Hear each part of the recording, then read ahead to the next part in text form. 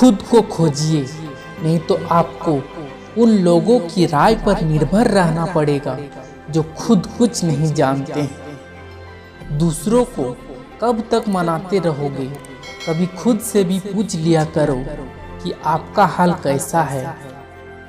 मन की शांति से बढ़कर इस दुनिया में और कोई दौलत नहीं है। बस दो ही इंसान ताकतवर होते हैं, एक बदला हुआ इंसान और एक अकेला इंसान। लोग शोर से जाग जाते हैं, मुझे एक इंसान का खामोश सोने नहीं देता। कई बार चीजों को रोके रखना आपको बहुत नुकसान पहुंचाता है, इसीलिए कुछ चीजों का जिंदगी से जाने में ही भलाई है। सीधे रास्ते और सीधे लोग अक्सर लोगों को पसंद नहीं आते।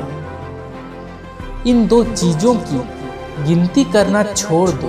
पहला दूसरों के दुख की और दूसरा दूसरों के सुख की। जिंदगी आसान हो जाएगी। जीवन के प्रति जिस इंसान को सबसे कम शिकायतें हैं, वही इंसान सबसे ज्यादा सुखी रहता है।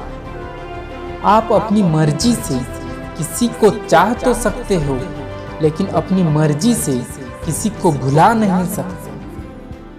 इज्जत बहुत महंगी चीज है साहब, इसकी उम्मीद घटिया लोगों से कभी मत करना।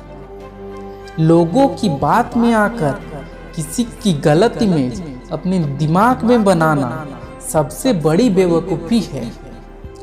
आप अपनी खुशियाँ चाहे किसी के साथ भी बांट लो, लेकिन अपने गम, अपने दर्द, अपना दुख सिर्फ भरोसेमंद के साथ ही बांटना चाहिए।